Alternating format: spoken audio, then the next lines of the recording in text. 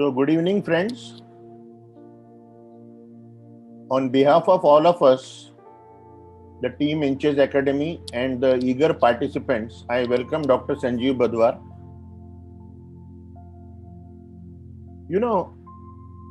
I have not told you all that how fortunate I am to meet the right consultants when needed. Now, Dr. Badhwar is not from Bombay. He is from Armed Forces Medical College.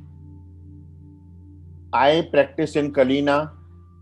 He is in Andheri. And as luck would have it, when I needed something, a chance meeting, and then realizing the sincerity in the profession, which you all will agree is today missing a lot, I have become a very good friend of Dr. Badhwar. He has operated on at least 40 patients of mine, several family relations, and we have always been satisfied. So I have been talking to him for a long time of doing a CME program, but pre-COVID era, the CMEs were only done face to face, and we always, never could decide a date and time and all that. So now that we have started this from June, and then when I discussed with you all that I want to keep a series of updates, then ENT was a very good thing in my mind, because painful year with almost 80% doctors not having an otoscope in the clinic. A swollen canal, you hardly can see anything. How to manage is a challenge. And then talking to him, seeing my patients who are developing deafness, either age-related or otherwise. I have been talking to Dr. Badhwar a lot about hearing management. So then I thought that I will request him to talk on this. Dr. Badhwar, we have a very eager audience.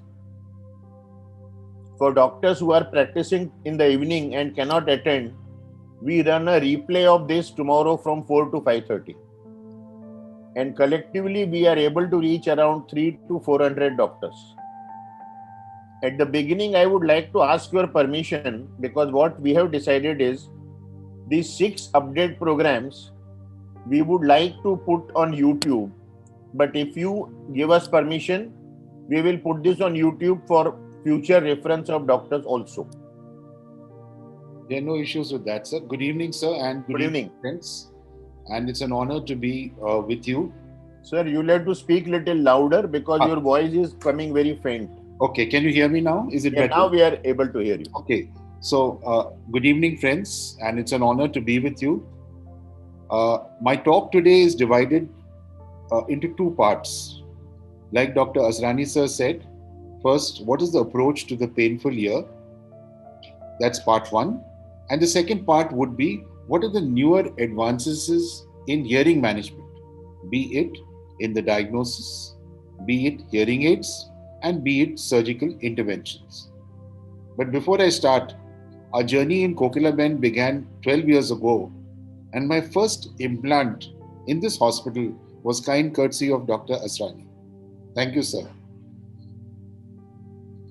So today's talk is approach to painful ear and recent advances in hearing management. So otalgia.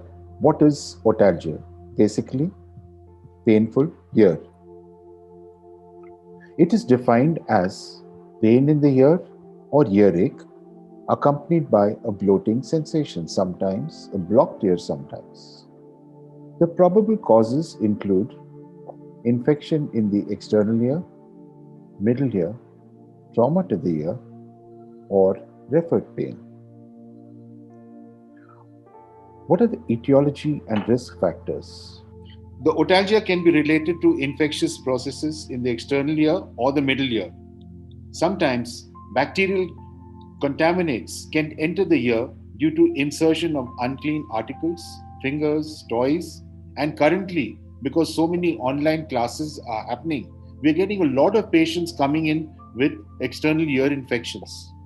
Sometimes, insertion of sharp objects into the ear canal can traumatize the skin and provide an open medium for infection. Sometimes, this could also traumatize the tympanic membrane.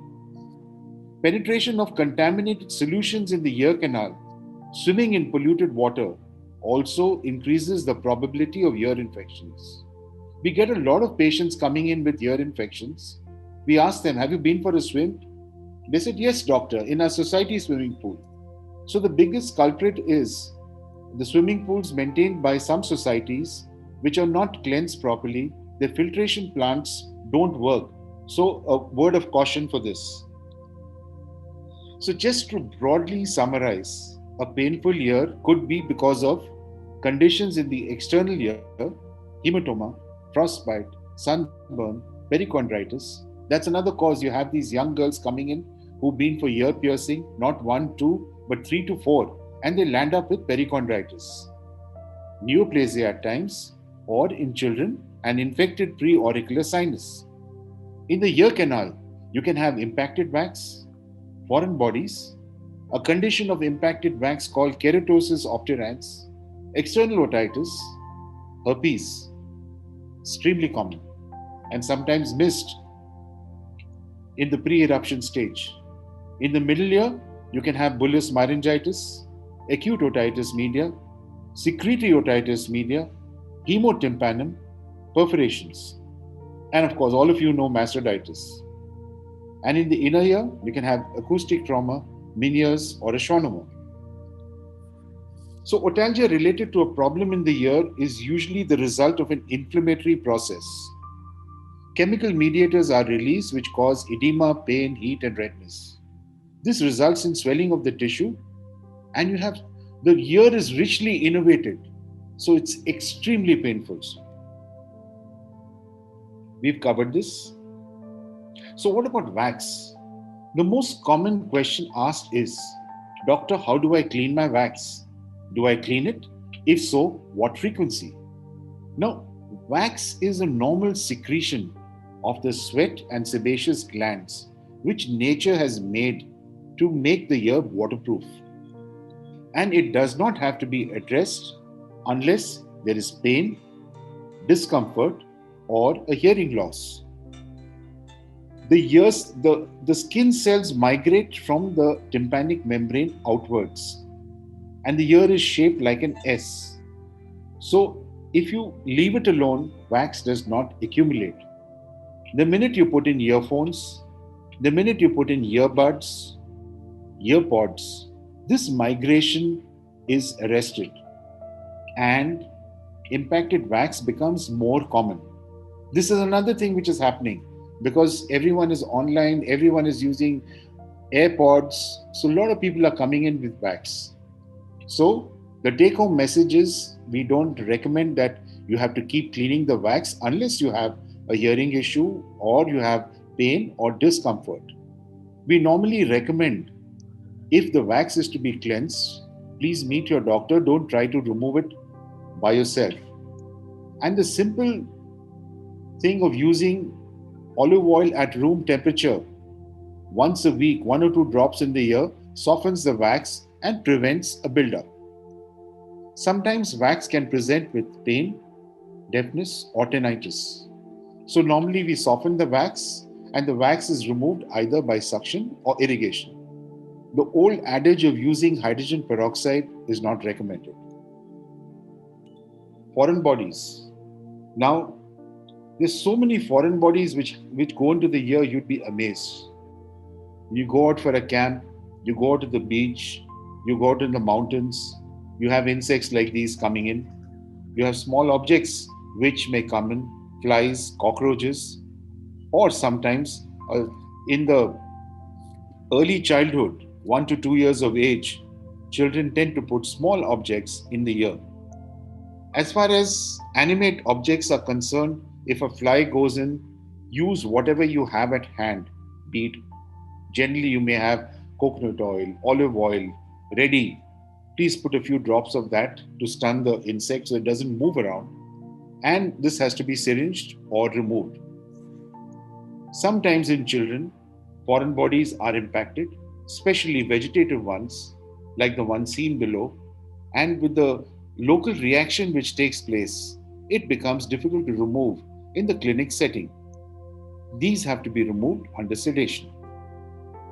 One attempt can be done to remove the foreign body at your center, but if you fail in that, please refer him to your nearby ENT clinic.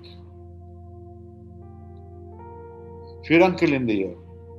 As you can see, and like what Dr. Asrani said, the ear canal, the skin is extremely tight.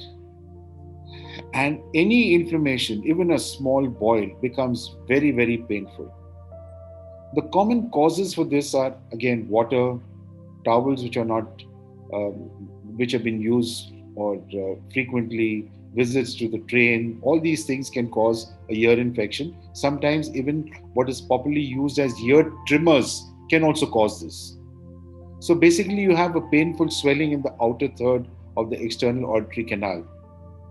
So how do you treat this? Now in this, you see the old-time treatment works extremely well. You have a product called ichthymol glycerine, which is not commonly available, but Royal Chemists next to Bombay Hospital makes this. So all you have to do is put a cotton wick soaked in lukewarm ichthymol glycerine in the ear canal. Within 24 hours, the swelling settles down. Otherwise, easily available local measures are using T-bact or fusidin cream and appropriate antibiotics. Sometimes a large abscess can form and would have to be drained. Recurrent ear infections, furuncles, you need to do an MRSA swab and check the blood sugar levels. Otomycosis. Now this is a fungal infestation of the ear and is extremely common in our city because it's humid, people sweat a lot, and again, earphones, people in call centers, the ear canal is always blocked and they're coming in with such infections where even if you just shine a torch, you could see whitish, blackish, material in the ear. Again, it's extremely painful. So the treatment for this is topical drops, which may be antibacterial, antifungal. You have to remove this and they're treated normally with a course of broad spectrum antibiotics and sometimes antifungals for a period of 2 to 3 weeks. This may require a visit to the ENT surgeon.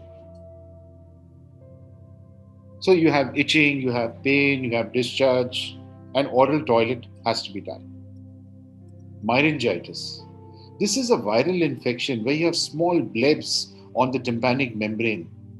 Vesicular eruptions are seen. Sometimes you may have bleeding or serious discharge. This is treated symptomatically with analgesics and anti-allergics and topical drops. And normally it settles down because it's a viral manifestation. Acute otitis externa can be because of hot, humid climate, as we've talked about, swimmers, trauma to the ear. Sometimes existing chronic otitis media, you can have secondary otitis externa. The normal organisms in long-term external otitis are staph, bacillus, and pseudomonas. And like you know, nowadays drug resistance is so common, so regular oral toilet is extremely important. You may have a hot burning sensation, pain, discharge, cheesy debris. So medicated wicks work extremely well here, and good old ichthymol glycerine I would recommend very, very strongly. It's a simple medication and works wonders and should be part of your clinic. So these are the other factors which can cause recurrent external otitis.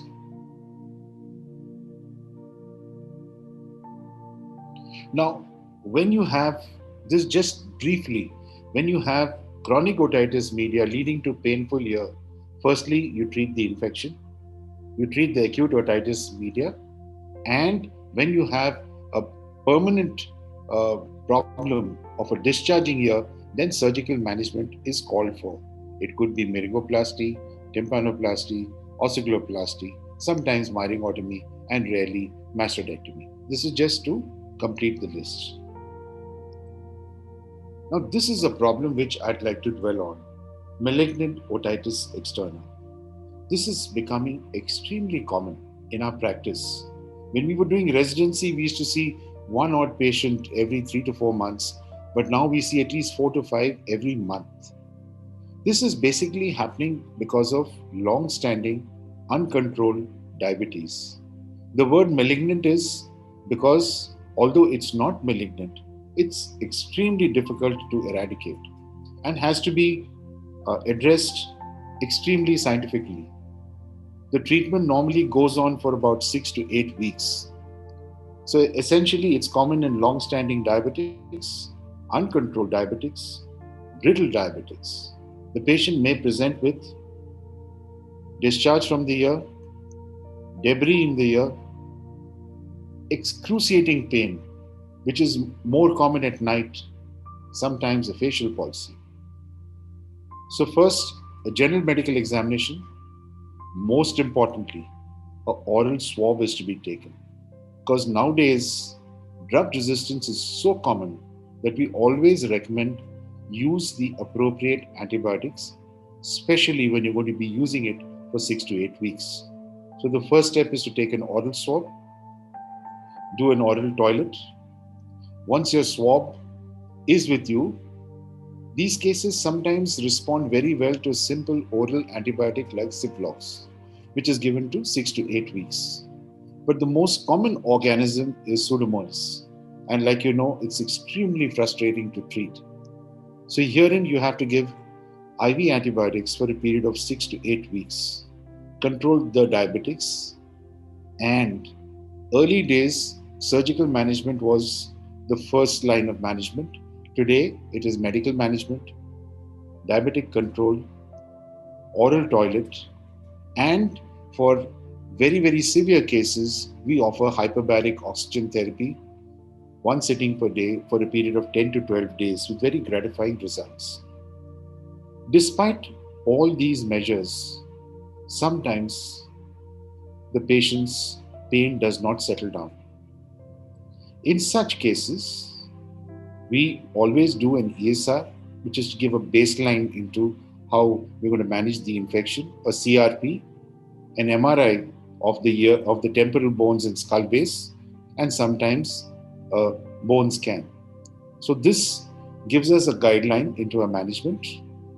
And with patients who do not get adequate pain relief, despite all these measures, a radical mastoidectomy is done to debride all the devitalized tissue, which normally results in good pain management.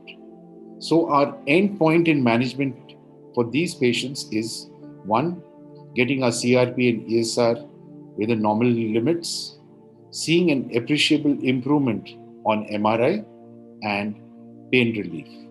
So if you manage it well, if you manage it scientifically, you do get good results, but it is an extremely frustrating disease to treat because multiple doctors have given multiple antibiotics without taking a swab. You don't know what you're dealing with, and the patient is in pain and agony. So normal pain management with analgesics, sometimes we use gabapentin, a Buvelor patch also at times does give good results. But essentially, I would repeat again, an oral swab, antibiotic management for 6 to 8 weeks, monitor with your ESR, CBC, CRP, MRI, and if indicated, a bone scan. Surgery comes in only for very severe cases. If someone, like you can see, suddenly has a facial palsy, then the facial nerve has to be decompressed, or if despite all these measures, the pain management is not satisfactory. Another condition causing severe pain is herpes zoster. This is a viral infection affecting the geniculate ganglion of the facial nerve. So this condition is sometimes missed because patients come with severe lancinating pain and you don't have the vesicles. So this is in the pre-eruption stage. So if the patient has severe pain and you really can't see any infection, any furuncle, this should be at the back of your mind. Have a high index of suspicion. So once the eruptions start, the diagnosis is perfect. You can see the vesicles. Sometimes the vesicles are in a limited segment. Sometimes they go on to what is called the classical Ramsay-Hunt syndrome, where you have vesicles, you may have hearing loss, you may have giddiness, and you may have facial nerve palsy. The management is for a period of 10 to 14 days with antivirals, be it acyclovir, femcyclovir, or valsivir, and limited oral corticosteroids and local measures. But post-herpes, pain is quite severe. They are again managed with analgesics, gabapentin, sometimes tegretol. So sometimes, despite a quick and a good result, you may have pain which may last for a month or two, and it can be quite severe, and the patient has to be managed accordingly. Now, another common question: acute otitis media. How do you handle it? So basically, the presentation can be different. If you have a child, if you have an adult, the child classically wakes up at night with severe pain, severe lancinating pain. The child goes to bed after dinners, middle of the night wakes up. This happens in an adult, it can happen at any time. So you have a feeling, a sensation of pain, you have a sensation of blocking of the ear. Sometimes you may even have a decreased hearing acuity. The common pathogens are Streptococcus, Haemophilus, and Moxarella. The predisposing factors are anything which interferes with the normal function of the eustachian tube. So this could be a pre-existing catarrh, nasal infection, swimming. Now it's very common, scuba diving, deep sea diving, or a long flight. You may have deafness, you may have pain, you may have ear discharge, and a red, congested, bulging TM. Sometimes you may also have a small perforation with ear discharge. Management, evaluation, examination of the ear, sometimes a tympanometry, and if the acute otitis media has been there for more than 10 days, then sometimes a scan is recommended. What is important to note is broad spectrum antibiotics are given for a period of minimum 10 to 15 days. Normally we give it for 4 to 5 days, the patient feels better and we stop. But for adequate management of acute otitis media, period of 10 to 15 days is recommended, along with nasal decongestants, sometimes nasal sprays, ear toilet where indicated. Now you have a condition called persistent otitis media. Despite all measures, 15 days, the patient is still not okay. You may do an X-ray mastoid, which shows a dull haziness of the mastoids, or you may do a scan, and the patient is not comfortable despite 15 days of adequate medical therapy. In such cases, a myringotomy is done. A myringotomy is a simple procedure done under local anesthesia, outpatient procedure, where a small radial incision is given on the tympanic membrane and the pus or the fluid is drained out, giving immediate relief. Another common thing which is happening now is otitic barotrauma. This is normally seen long flights, normally happens during descent or while diving. There's sudden lancinating pain in the ear, and the patient is extremely uncomfortable and presents with, as you can see in this, a bluish, darkish tympanic membrane. So basically, this is due to a failure of the eustachian tube to maintain adequate middle ear pressure at the ambient atmospheric level. The function of the tube is to equalize the pressure between the nasopharynx, the atmosphere, and the middle ear. So during rapid descent, sometimes either during a flight or either during diving, fluid collects in the middle ear. So you may have earache, you may have hearing loss, tinnitus, or sometimes a ruptured hemotympanum. So the treatment for this is nasal decongestants, antihistaminics, analgesics, and sometimes when all these measures fail, a myringotomy is offered. How do you prevent it? Swallow during descent. Do not sleep during descent. Autoinflation of the tube. It's also recommended to either use chewing gum or sip of water or a drink during descent. And what happens when you fly and you find small children crying during descent? Feed the child. The child will be comfortable.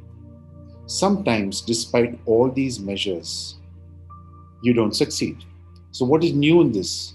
A new procedure which has been in vogue for the past 1 year is called eustachian tube dilatation. Now this works wonders for otitic barotrauma.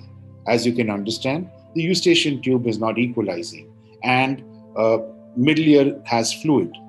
So for a quick result, especially for someone who's an airline pilot or is working professionally, he has to fly and he cannot take a week off, is normal medical management and under local or under sedation, a tube goes into the eustachian tube under nasal endoscopic guidance and the eustachian tube is inflated with a balloon and the balloon comes out. This is giving wonderful results and I would highly recommend you to advise this for your patients who have recurrent otitis media with effusion, divers, air crew who keep having these issues. But of course, you also have to look for the primary cause. So this could be that they flew with a cold, they have a gross deviation, they have nasal polyps, or sleeping while descent could cause this.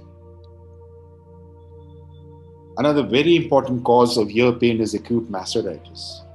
So simply it is inflammation of the mucosa and the mastoiditis system, which normally follows acute otitis media, which has been there for some time. Now in the antibiotic era we are in, it's not so common, but we still do see it. So you can have pain behind the ear, fever. Ear discharge is important. If you have a high index of clinical suspicion, the discharge initially is watery and then becomes creamy or a little thick. This leads you to a suspicion that the patient may be going in for acute mastoiditis. You may have mastoid tenderness, and if you could see with an otoscope, the posterior wall of the ear, they may be sagging, or the patient may have high-grade fever. So such cases need inpatient care. Again, if there's discharge, a swab is taken, a scan is done. If you don't have the facility for a scan, if you do an X-ray, you see what is called as breakdown of the mastoid septae. Antibiotics and supportive medications are given. Myringotomy at times, if the pus is under tension and you need a swab to find out what antibiotic will work.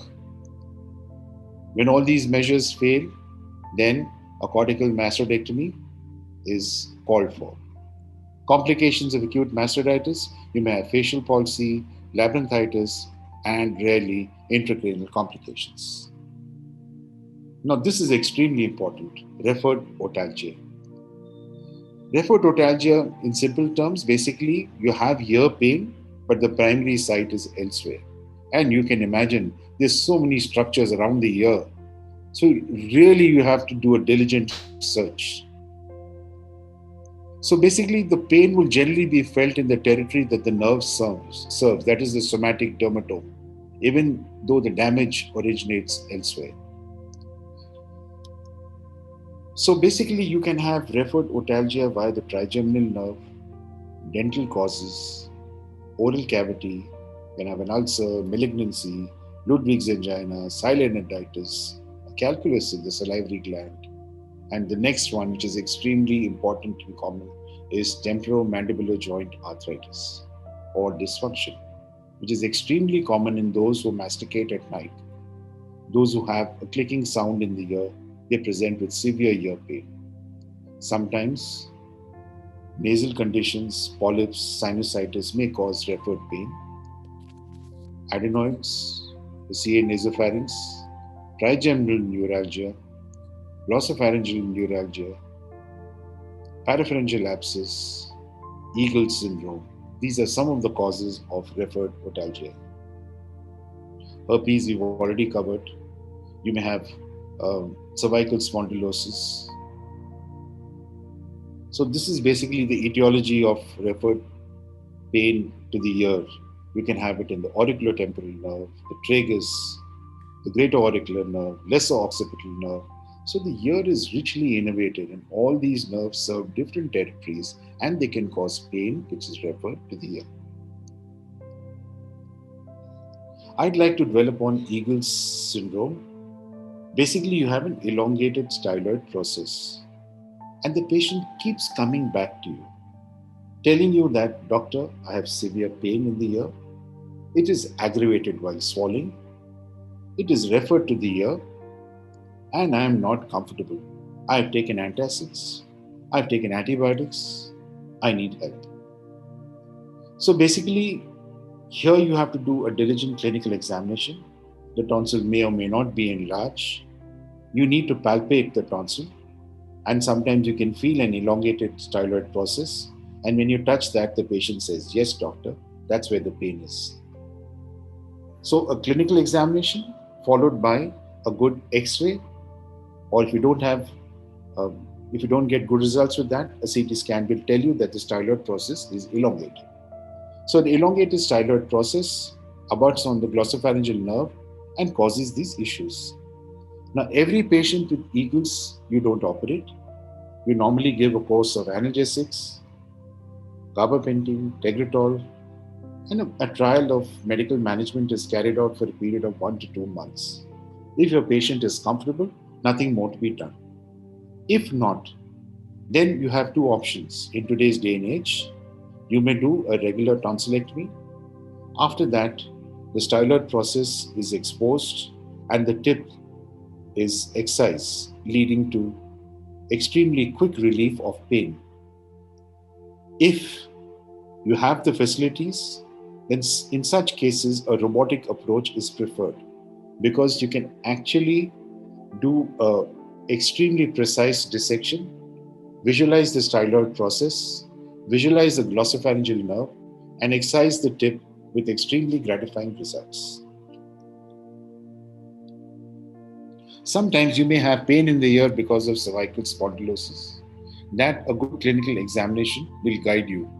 So here again, analgesics, good physio, and lifestyle, management. Everyone is addressed, stuck to the laptop for hours, and you may have referred pain. So how do you evaluate otalgia? Ear symptoms, nasal symptoms, swallowing disorders, trauma, general symptoms. A complete physical examination, an ENT examination which would include a rhinoscopy, nasopharyngoscopy, a laryngoscopy or a Hopkins, and palpation of the neck is extremely important. Diagnostic tests may include a CBC, hearing test, otoscopy, mastoid, barium swallow, CT scan, sometimes an MRI for malignant otitis externa, and diagnostic anesthetic blocks may be called for. These are some of the children we've treated in our institution for hearing loss, and these are some of the patients who've been operated for a cochlear implant. The next part of my talk would be on hearing solutions. Before we move on to that, what is new in ENT? So basically, when we started ENT, all we did was SMR, rarely ear surgery, and tonsil. We just had 3 procedures and a cardiac luck. So ENT in our generation has come a long way. So today we offer robotic surgery for sleep apnea and head neck, pathology. We'll be talking on this next week. Balloon sinuplasty, cochlear implants, laryngology and swallowing, xyloendoscopy, that is endoscopic removal and treatment of salivary gland disorders, difficult airway, and skull base surgery. I'll just be moving on to my next talk. So to complete today's talk, one was painful ear. The next step is a commonly asked question in how do you deal with hearing loss. So I thought recent advances in ENT, let's stick to the ear. So I'll just briefly talk on hearing health and cochlear implants. Before we start, I'd like to mention the fact that today our government is doing a great job in addressing children with hearing disabilities. There are two schemes. One is a scheme run by the Ministry of Family Welfare, which is called the ADIP scheme, and the second one run by the government of Maharashtra called the RBSK scheme, where... Dr. Badhwar, I'll interrupt you for a minute. Yes, sir. Please tell one of your team members to create a slide of your contact details because people are asking. Right, sir. Contact details, email ID, telephone number, yes, all that. Yes. Yeah, at the end of the talk, I'll do that. Yeah. So the RBSK scheme by the government of Maharashtra is incredible, sir. Believe you me, like you saw these children, they are coming from Jalna, Aurangabad, Osmanabad, Akola, from all over. The implant is totally funded by the government. The hospital stay is funded by the hospital in question. And what is most important, the post-implant therapy is totally taken care of without the patient spending a pie. So here you have an initiative by our government which is really unique in the entire world, where a child who comes from a poor socio-economic background, I'll show you the figures later, can be operated upon without spending. The only thing is you need to have good documentation and the child has to be referred. So now talking on hearing health and cochlear implants. What is the prevalence of hearing loss? So the WHO estimates 9% of children and 91% of adults have hearing loss, of which 56% are males and 44% females. But the main problem is that hearing loss treatment is not so easily accessible throughout the world. In the West, Europe, USA, Australia, anyone who has hearing loss can afford to be treated, be it with hearing aids, be it with surgery. But in our part of the world, it's extremely tough. Hearing loss in children in India, approximately 400,000 children today under the age of 4 have severe to profound hearing loss. Approximately 100,000 additional children born each year have severe to profound hearing loss. Of these, fewer than 1,000 under the age of 4 have received cochlear implants. What is extremely sad is this is something which is correctable. And our endeavor is every child with hearing loss should be identified with a universal hearing screening, operated by the age of 2 to 3, and attend normal school by the age of 5. That is our endeavor. So this is the global hearing loss estimate. And the total number of cochlear implant recipients as on 2010 was 180,000, which is still extremely low. So before we move on to implants, briefly, how does hearing work? So you have the outer ear, the middle ear, and the inner ear. So the outer ear captures the sound, the drum vibrates, your 3 ossicles amplify the sound into a small place called the oval window, where it moves into the endolymph. The hair cells sense the sound, and this is transmitted to the auditory nerve. So again, sound waves move through the ear canal, vibrate the eardrum, the fluid moves around, hair cells sense the change, which sends signals to the hearing nerve, and you hear sound. It's a beautiful thing. What are the types of hearing loss?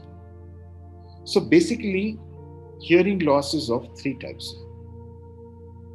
The classical sensorineural hearing loss, which occurs where there is damage to the inner ear or the nerve pathways, also known simply as nerve deafness. Here the treatment is more or less standard. Either the patient is in the range of hearing aids, where we can amplify the sounds into what we call the speech banana, or if the hearing loss is severe, we address it with cochlear implants. But a lot of work has come into the next segment, which is called conductive hearing loss, where the sound does not travel effectively from the outer ear canal, the eardrum, the bones, or the ossicles of the middle ear. So the problem is in the middle ear. The next is a mixed, where there is a bit of conductive loss and SN loss. How do you diagnose it? Basically, in children, we do behavioral tests. We see their response to rattles, bells, calling out, music, sounds. We do physiological tests. So you have what is called a BOA, which is a behavioral observation audiometry with different instruments, conditioned responses, pure tone audiogram. You do a tympanometry, which is basically to check if there's any fluid in the ear. You do an ABR, ASSR. But what is important, which you could think of keeping in your clinic if you have a pediatric subset, is OAE. OAE is otoacoustic emissions, which is just like an otoscope. In a quiet room, you just point it into the ear and you get pass or referred. If it's pass, the hearing is essentially normal. Refer means you have to refer the patient to an ENT clinic. I would recommend you consider keeping an OAE in your clinic, and if you need any help, we'll be happy to partner with you. Now, speech audiometry. Basically, you see, now we get this problem a lot, and you also must be facing this a lot, where people say that they can hear the sound, but they cannot analyze the speech. So we get faced with people who are working in noisy environments like pilots, aircrew, where because of being in the occupation for 5 to 6 years, they show evidence of hearing loss when they do their annual audiometry or medical exam. So what helps them here is, as clinicians, please refer them for a speech audiometry. So they may have hearing loss, but if their speech discrimination score is good, then I would clear him for his current occupation. So I just put this slide to enable you that if someone is in occupation which demands good hearing, and he's been in that occupation for some time, his annual examination shows some element of hearing loss. If we wish to clear him, if we wish to, so that he continues with his job, ask for a speech audiometry, where we have certain sets of words which are given to the patient, and a score is carried out. And with a good score, more than 60 to 70%, he can be cleared. So speech audiometry is extremely important. So what are the treatment options for hearing loss? There could be hearing aids. This could be something new, a bone bridge implant. I mentioned it. One of the first bone bridge implants in Mumbai was done courtesy Dr. Asrani for a patient with single-sided hearing loss. And cochlear implants are for those with profound hearing loss. So the main thing is to understand the concept of neural plasticity. So if the child is born without hearing, the center for hearing in the brain will atrophy if not stimulated. So till the child can reach the concerned specialist, till any intervention is carried out, it's extremely important to stimulate the ear consistently with music, with rattles and hearing aids. So basically, hearing aids are extremely small devices which make sound louder by amplifying sound into the middle ear. As you can see through this, you have different kinds of hearing aids, and hearing aids have come an extremely long way since they started. Because the common refrain with anyone who has used hearing aids, I know my mother gave me the same feedback, son, everything is louder, I cannot understand. And it's more irritating to wear it, and I feel comfortable without it. So that has changed. So how does a hearing aid work?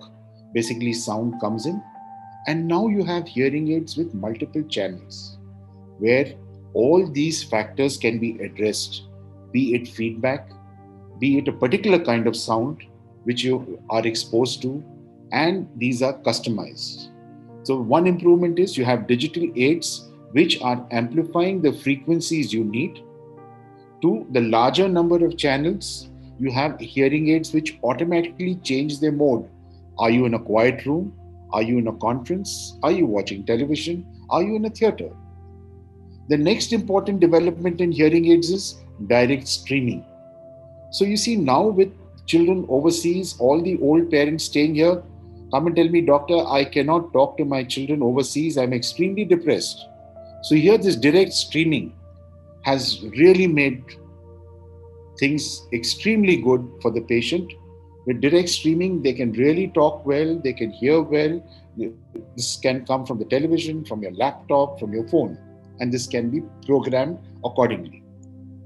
The next important development in hearing aids is the biggest pain, because I know this, I faced this when I got hearing aids from my parents. My father says, son, I'm 80 plus, I cannot change the battery.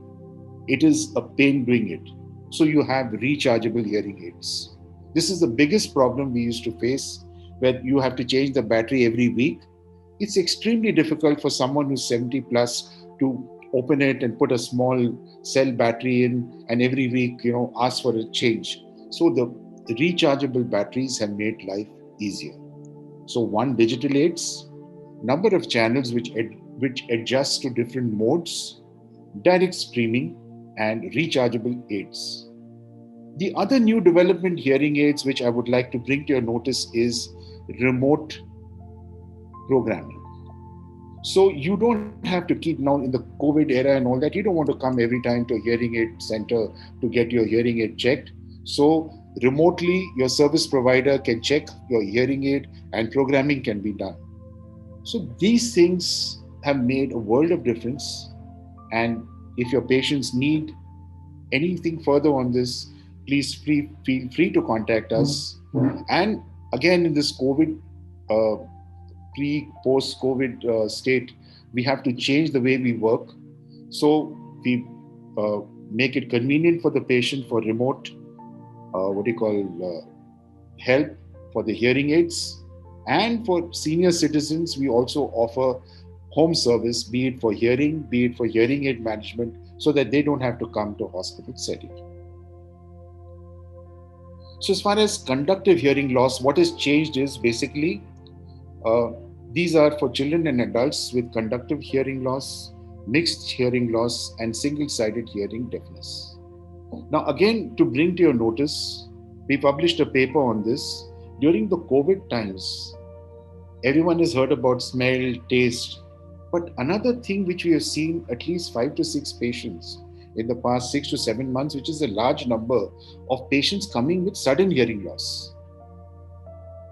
So suddenly they've been exposed to COVID or they have been asymptomatic, and when we've checked, we found COVID antibodies and they're coming with hearing loss. So that's called sudden hearing loss.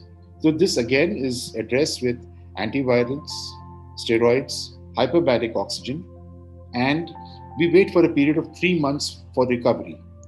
If not, then some intervention has to be done. Sometimes you may wait for a longer period, up to 6 months. So a bone bridge or a BAHA is a new treatment for children or adults with conductive hearing loss. They may have undergone a staphydotomy in the past 10 to 15 years with poor results. They have mixed hearing loss or single-sided hearing deafness. So bone bridge or a BAHA makes use of the natural ability to hear, but the way the sound is sent, we change. So it goes through bone conduction and goes to the hearing center and gives wonderful hearing results, crystal clear, natural sound. So this is the treatment of choice for patients with conductive hearing loss, failed staphydotomy, mixed hearing loss, or single-sided hearing loss. Again, the common question which patients say, I can hear well with one ear, why do I need the other ear? Nature has provided you with 2 ears. So if you don't hear from one side, in a conference you have to keep turning.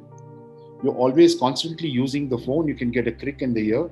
If you're driving, you can't hear anyone honk or call out. So these, in today's day and age, the fast-moving age, you cannot have 180-degree loss. So that penumbra really creates a lot of problems. So you need to advocate that you have something here called a bone bridge. This is a simple procedure which takes 1 hour and 1 day hospital stay. So it has two parts. You can see it has an external audio processor and an implant which goes into the skull, not the brain. So in the first step, this implant is a titanium device which is placed behind the hairline so that incision is not seen. And after 3 weeks, the audio processor is clipped on. It's like a magnet. You can take it off when you go to swim, and it's water resistant but not waterproof. And it has an extremely low risk of skin complications and gives wonderful results for life. So this is called a bone conduction implant. This is new, it gives wonderful results. But again, this is not covered with insurance. I would request Dr. Asrani and his team, who work closely with the insurance companies, you have to tell them that they need to consider providing for hearing devices, because any form of implant is not covered. So what are the other treatment options?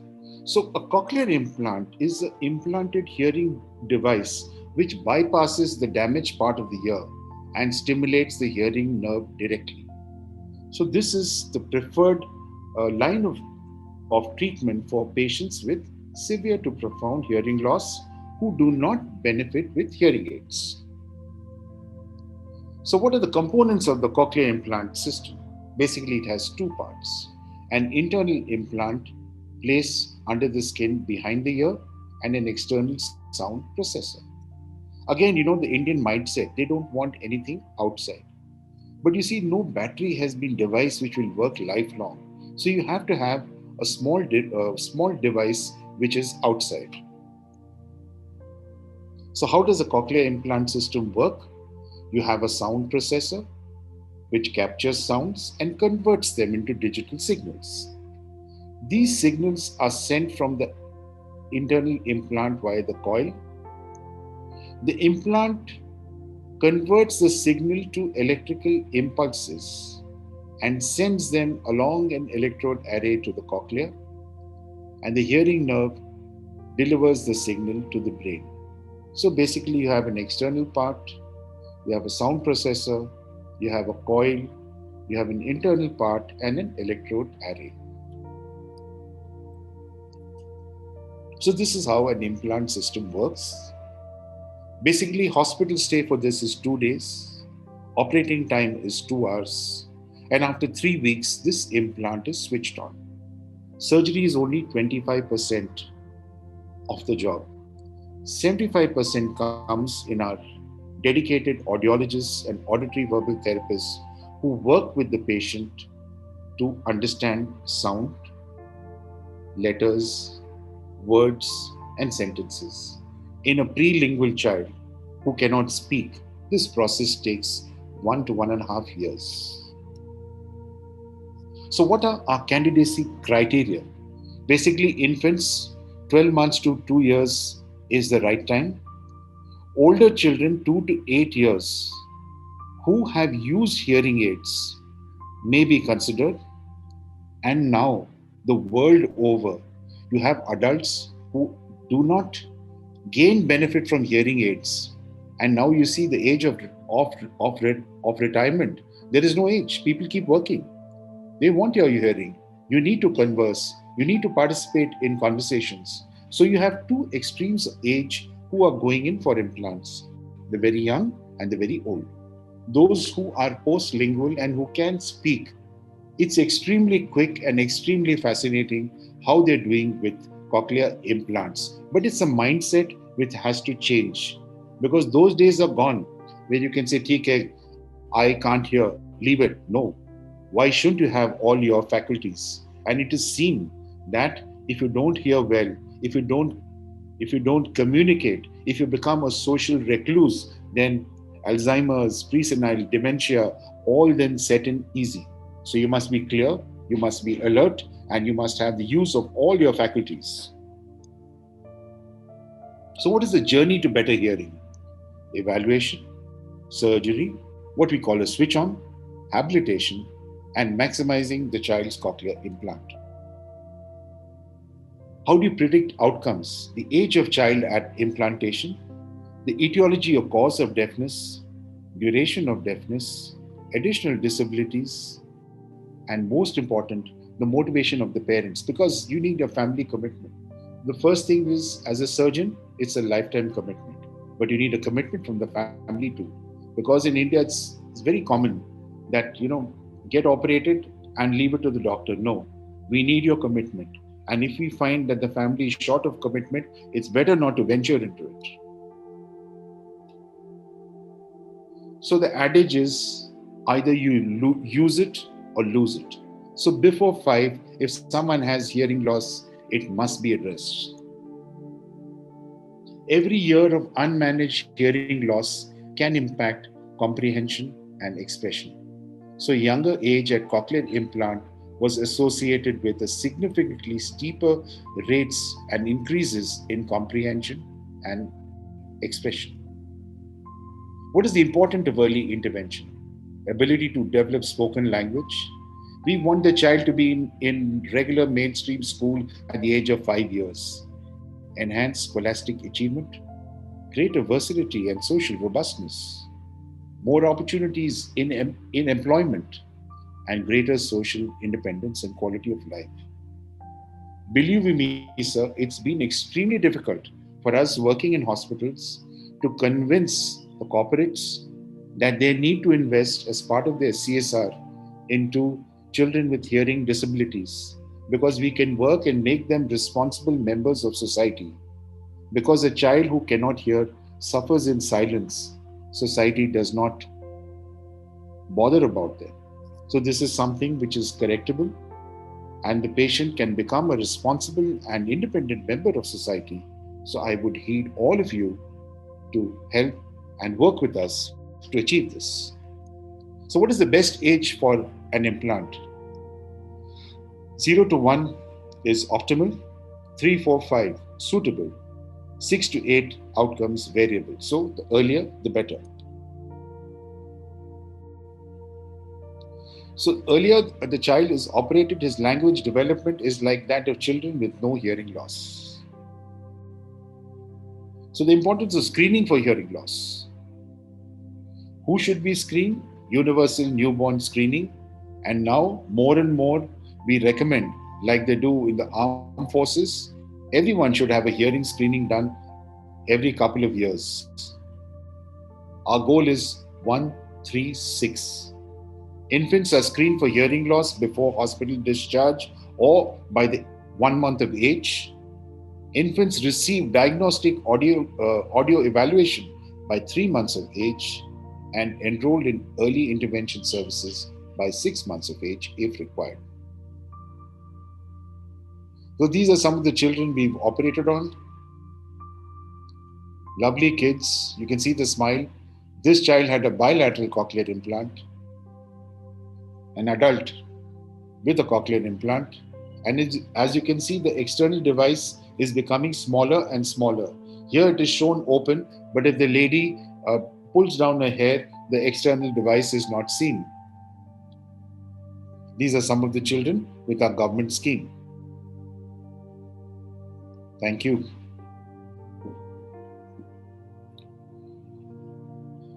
Dr. Asrani, now the house is open for questions.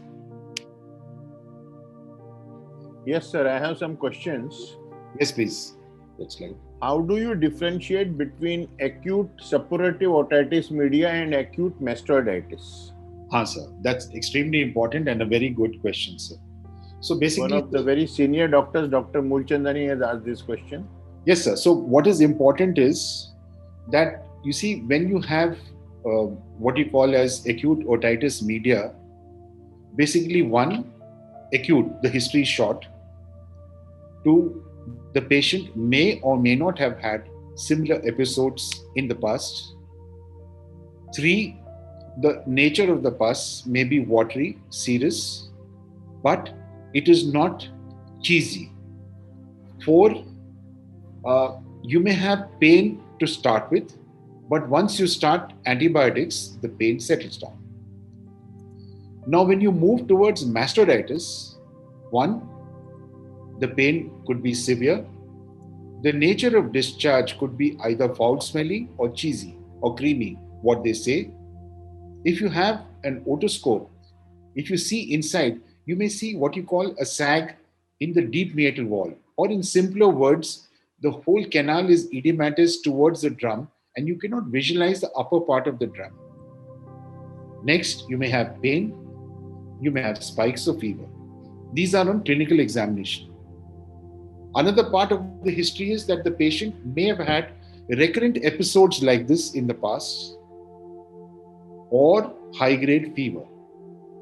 This is as far as the clinical exam is concerned. On investigation, a simple X-ray mastoid will tell you what is called as clouding of the septa, what you call breakdown of the mastoid air cells.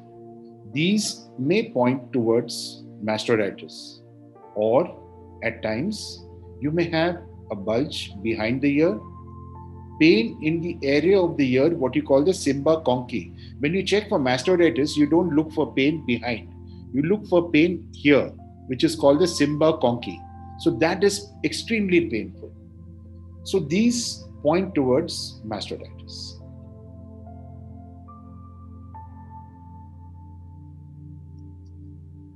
Okay, sir. Then, is there an age restriction for surgery for hearing loss since birth? Yes, sir. So when we started out with cochlear implants, we used to operate from 1 year and above. Now, some centers are operating earlier. The youngest recommended so far is 11 months. So when you're evaluating a child with hearing loss, first it is the trauma which the family is facing. There is denial at times in our society. Plus, again, examination, looking for comorbidities, doing a BERA, doing a CT scan, doing an MR, all this takes time. And when you're doing a screening, if you get a hearing loss at 3 months, we repeat it again after 3 months. So all this, the child has to be enrolled in an early intervention program. And generally we operate at 11 months of age.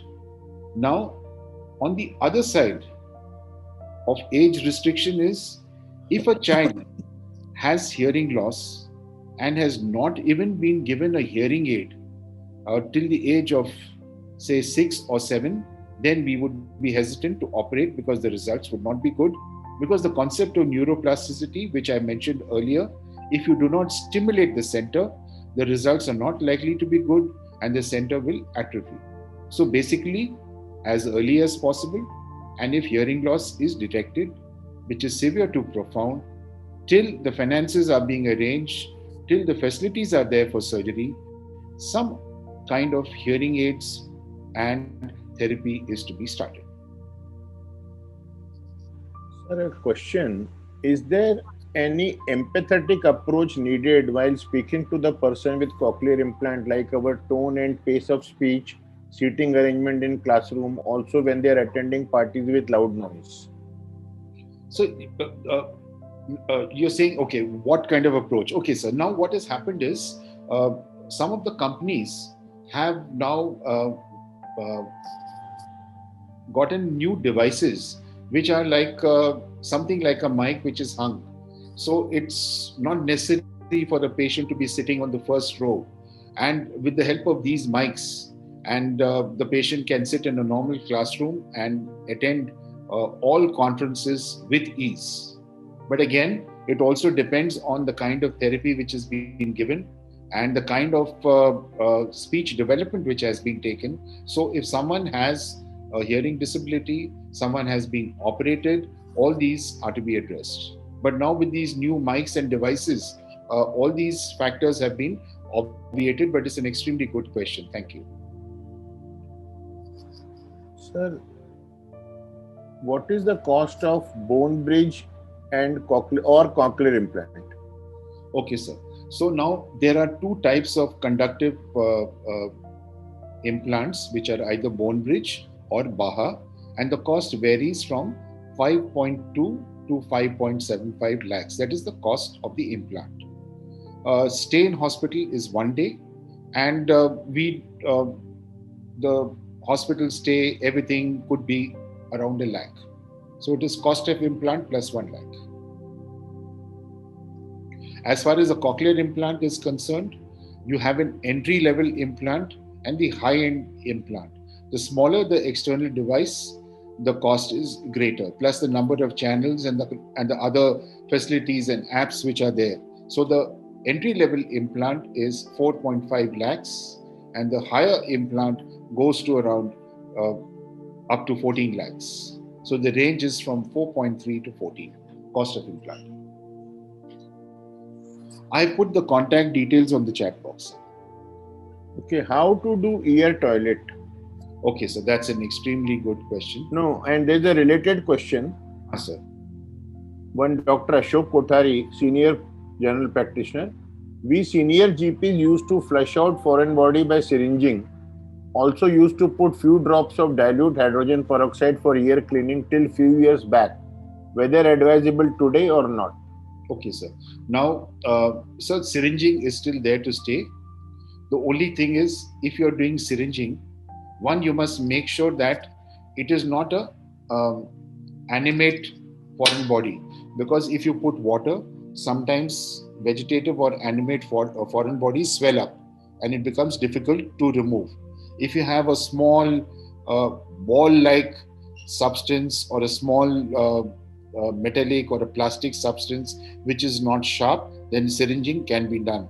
The only caveat is, when you're doing syringing, use clean water or distilled water. The water should be, whatever you're using, saline, should be at body temperature, and you should have adequate light, and the stream of the syringe should be directed towards the posterior part of the ear canal. So you're not directly causing trauma. It goes along the ear canal and brings out.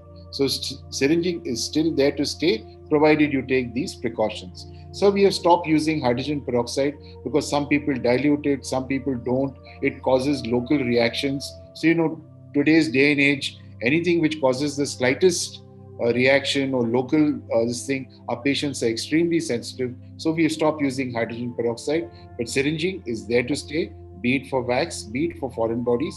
Only caveat is, body temperature should not be a sharp object.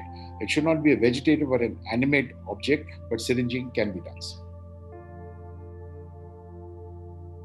Offensive post-nasal discharge and pain behind the ear, is it mastoiditis? Offensive post-nasal discharge and pain behind the ear? No, sir. See, post-nasal discharge, which is offensive, is basically coming from the sinus.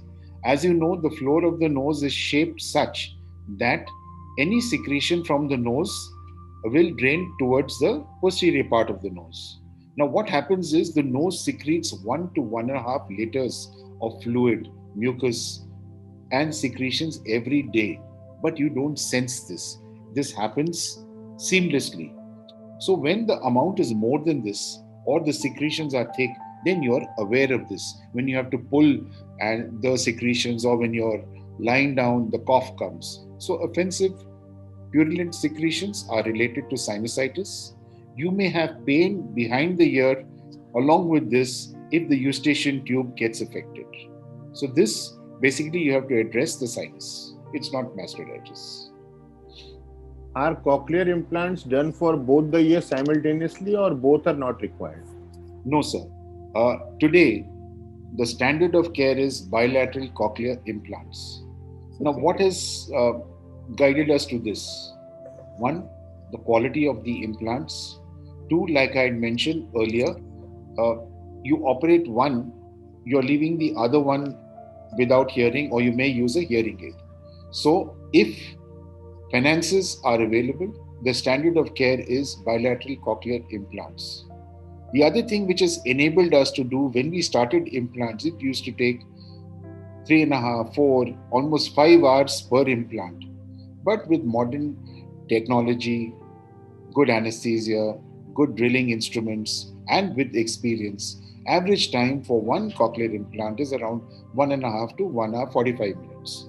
So with that, in about 3 to 3.5 hours, both implants can be done. And this is the standard of care, provided the finances are available. But in case finances simultaneously, yes, can be done, but in case finances are not available, then it can be done sequentially also. Can perforated eardrum heal spontaneously or always requires a plastic? No, sir. Uh, every perforation does not require surgery. It also depends, is it acute otitis media leading to perforation, which will always mostly settle down by its own, or is it a chronic otitis media with, with secretions? So what we do is when we have a look, we look at the perforation.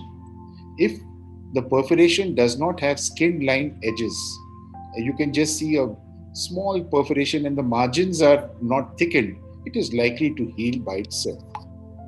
If the patient has had recurrent issues of ear discharge and the margins are lined with skin, it is less likely to heal. But in any case, medical management for a period of 8 weeks is essential before you plan for surgery, unless the location of the perforation is towards the posterior superior part of the ear, unless there is foul smelling discharge, severe hearing loss, extreme pain, any complications of otitis media, be it facial palsy, hearing loss, labyrinthitis, there one would intervene earlier. So now, since we are on perforation, do you advise any ear drops for otitis media with perforation? So generally what happens is we try and minimize the use of ear drops. One, because of local issues. When you used to use acetic acid, you have external ear infections. So there may be ototoxicity. So the use of ear drops has come down. And we normally take a swab and exhibit either oral or IV antibiotics. You may use topical ear drops with caution.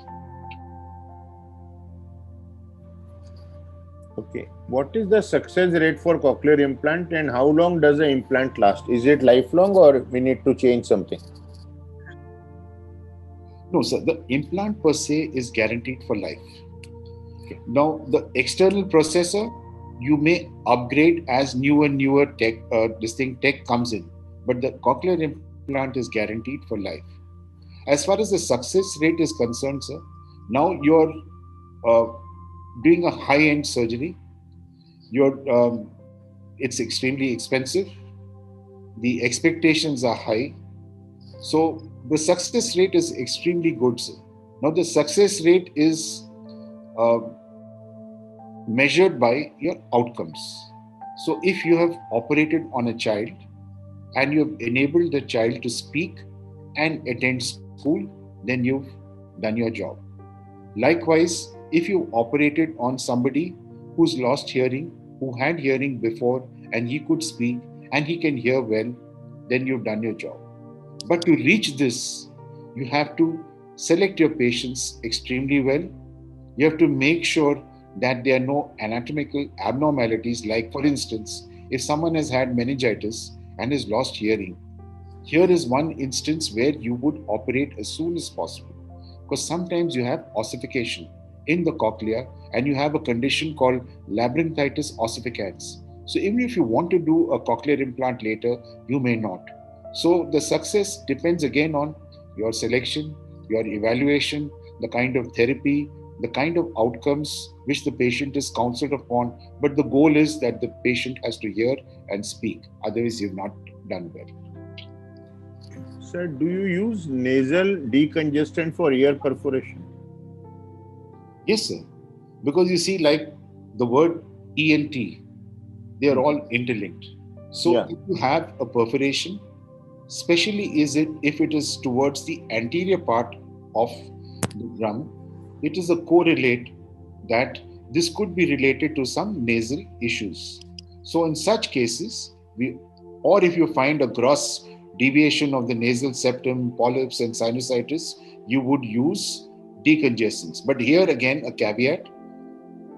Medicines like oxyspray, Otrivin, Nazivion are to be used maximum for a period of 3 days. Beyond that, nasal sprays, Nasoclear, Physiomer, saline spray are to be used. Decongestant drops are not to be used for more than 3 days. Why? Because one, They are made in distilled water. The nose is bathed in hypertonic solution, and by using distilled water for a prolonged time, the cilia of the nose get damaged. And this leads to long-term complications like empty nose syndrome, atrophic rhinitis. So we don't recommend use of decongestant drops for more than 3 days. I must specially thank you for this, because we family physicians have to tell our patients that you are harming yourself by using Otrivin and these things regularly. They just keep them in their pocket, And So- doctors also don't caution them at all. So it's extremely difficult because it gives a quick response. Yeah. Then you have a rebound blockage. So we are forced to, keep explaining to them, show him on the endoscope that your nose is clear. And if you keep using these drops, you will have rebound blockage, which you have to keep using the drops, and it becomes a vicious cycle. And you also have to, address what you call ethical advertising. You find these ads out in the paper, use spray, use Otrivin. This has to be prescribed by a physician with the caveat. Sir, after doing a syringing cleaning, is there need for any precautionary ear drops to be put? Yes, again, like I said, one, you've got to be sure that you're doing a syringing where there is no residual infection in that area. If you're just doing it for wax, you use sterile water, then you don't need to use drops. Okay. And if the patient is available for a follow-up, if the patient has come from far, you're not sure about the quality or the sterility of the water, it is safer to use antibiotic drops for a few days. There's a question, why antibiotics for fungal infection, and is there any local antifungal required? So you don't give antibiotics always for fungal infections. Antibiotics are given for a bacterial for the superseded infection. But sometimes you have a secondary fungal infection. So you may use topical drops, you may use oral antifungals, depending on the response of the patient. That's why a swab is always taken. So there is a question, good hearing aids, Resound, Oticon, Siemens, rechargeable, which is better you'll recommend? Because see, most of us are in that age group. And what may be the approximate cost, if you can guide us? So basically what has happened is, with the advance in technology, most of the hearing aids are basically same. So what guides you is, one, is it a rechargeable hearing aid, the number of channels, and the cost. Now, a digital hearing aid, the costs start from approximately 35 to 40, and they move up to about 1 to 1.5. So that is the range. So what goes for you and what works for you is, one, you should be comfortable. You should not have a feedback, ease of wearing, clarity of sound, different ability to adapt in different surroundings, be it your clinic, the theater, a noisy area, and your after-sales service. What is the effect of long-term use of Bluetooth or headphone? Before that, I'll ask you a very practical question. Yes, sir. Now, the tiniest of hearing aids does not allow us to use our stethoscope. Yes. Now, I have seen on the internet that Litmans and all have stethoscopes with magnification in the earpiece. Are such things available in India? So now I'll take it to the other this thing. So now with this new devices where you can actually hear the heartbeat and all that with the help of your iPhone, that are going to make stethoscopes obsolete soon. But what you said is not available in India, but I can check and get back to you, sir, on this. But has any hearing device come which can be used with stethoscope also? So basically the thing is, when you have a hearing aid in the ear and you're using your stethoscope, it's always a challenge. And I remember you asked me this a Yeah. couple of years back. I have to really check and get back to you, sir, for this, to give you Okay. an accurate answer on this. So now this question of effect of long time use of Bluetooth or headphones. Yes, sir. Now this is another burning question. Now, what has happened is that you have a lobby for cell phones where you find even children playing around with cell phones and using it. So, although there have been anecdotal cases, uh, how does a cell phone, how could, let's be very this thing about it, how could the use of a cell phone damage hearing? How could, because I'm underlining the word could.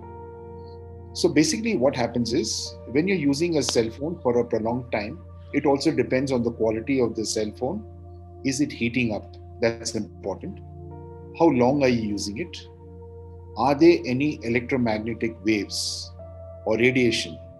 So basically, what has happened is the cheaper cell phones, there's a lot of local heat. And when you keep your phone against your ear for a prolonged time, that does cause some damage. That's one. It is said by some people that the electromagnetic radiation can cause hearing loss, but no study has still proven this. So it is a postulate that you should not allow a child to use a cell phone because it is, I would again underline, could be potentially hazardous.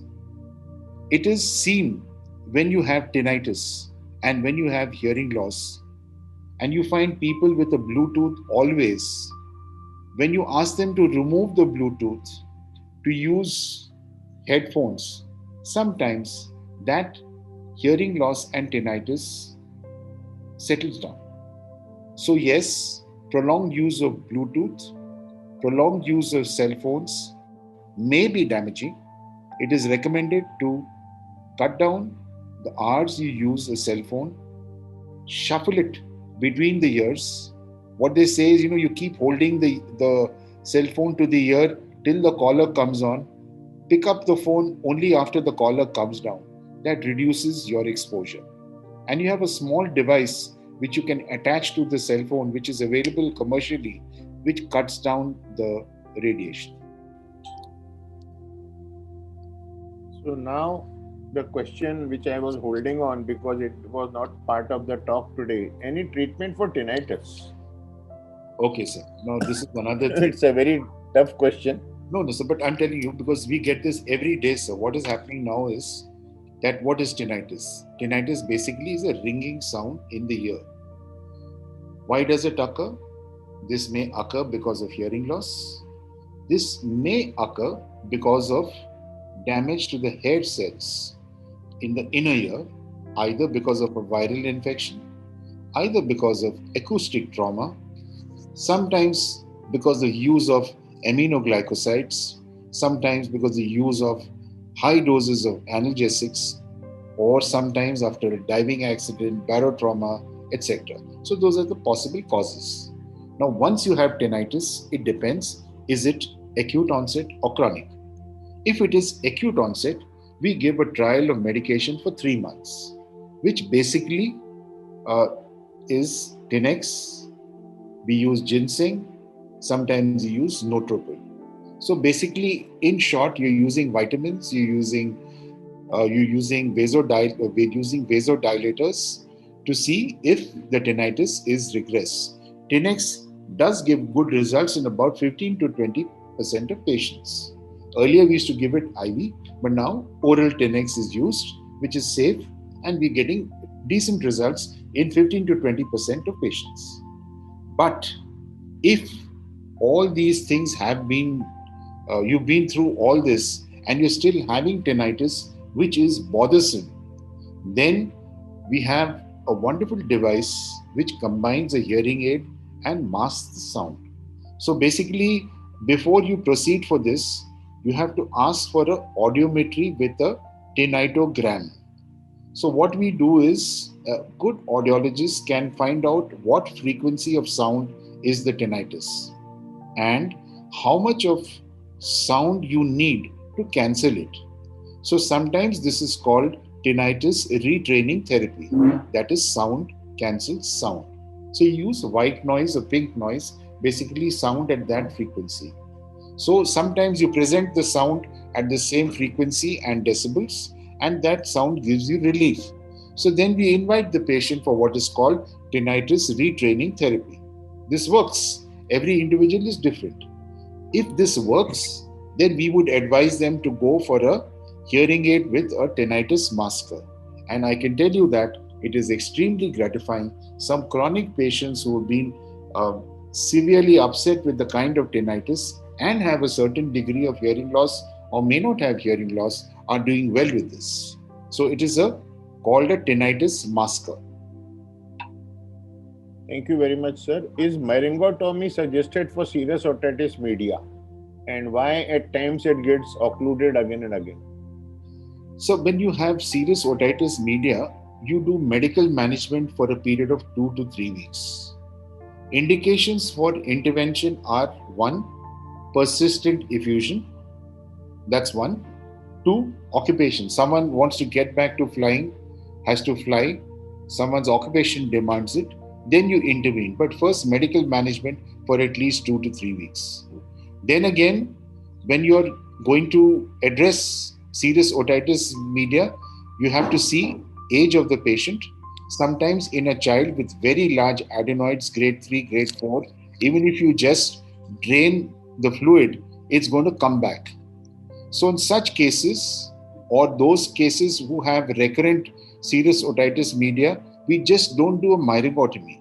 We do a myringotomy and put a ventilating tube, which is called a grommet. So this grommet stays for a period. You have long-term grommets and short-term grommets. Short-term will come out by itself in 3 months. If serious otitis media is there in a child, it's one indication for adenoid surgery to be done in the same sitting. If it is happening recurrently in an adult, then you would do a myringotomy, a grommet, and a eustachian tube dilatation. That is new. Sir, you have been very patient with us. One question, give us the pathophysiology or mechanism of severe ear pain developing when the flight is landing. Okay, so basically, sir, what is happening is... the flight takes off. Yeah. No, normally it happens when the flight... More happens when the flight is descending, sir, and landing. Descending, yeah. So basically what happens, sir, that you tend either you're sleeping, 1, there is rapid descent, and you may or may not have some incipient pathology, that is either a deviated nasal septum, polyps, you may have flown with a cold.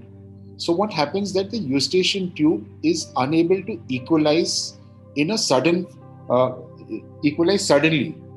So because of that rapid descent, now if you've seen, if you have a short flight, the incidence of barotrauma is more than in a long flight because they descend extremely slowly and they have experienced pilots.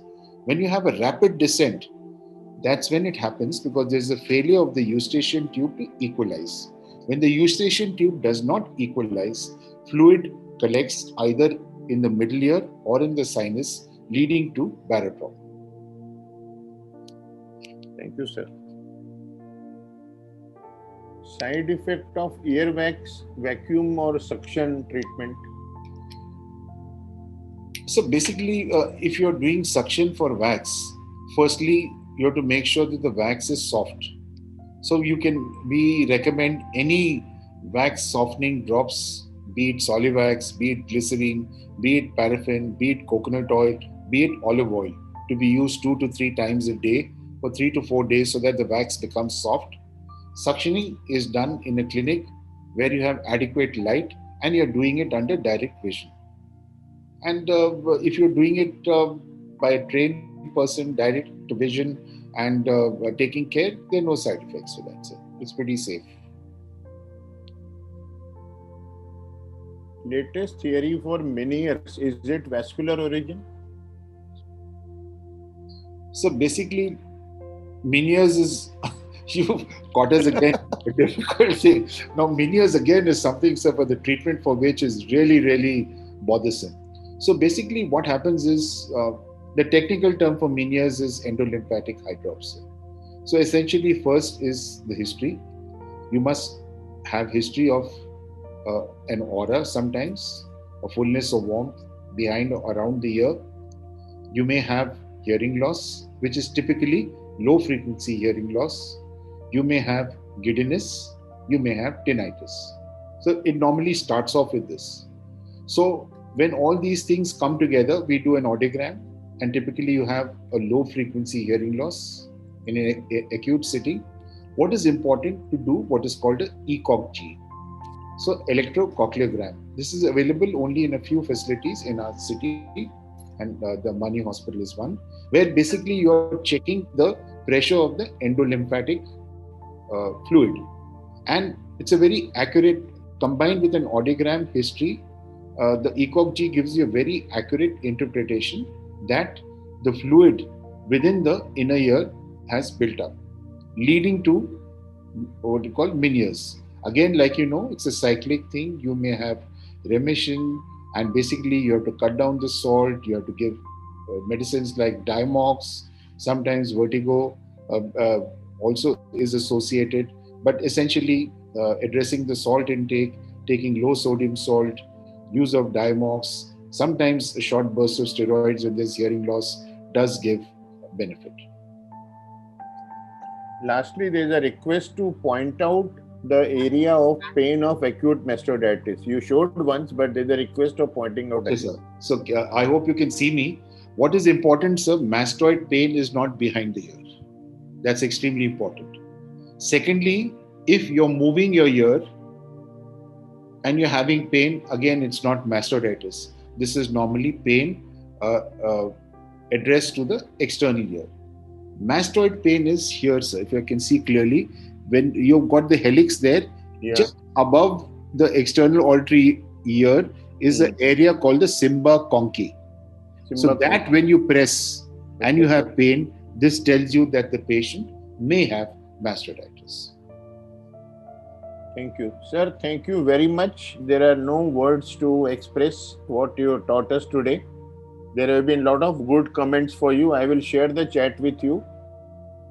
And my team, my participants, Dr. Badhwar will be again with us next week when we are having 3 doctors from Kokilaben to talk to us about robotic surgery. So he'll be enlightening us more on robotic surgery for head and neck. I must tell you, I am normally not very impressed, but he told me that he can remove a thyroid gland through the axilla. So I was really impressed, and I'm sure he shows us next time. Thank you very much, sir. Thank you, sir. And we are indebted to you. Not at all, sir. It's my honor, and have a good evening, and thank you for. Thank you, sir. Thank you.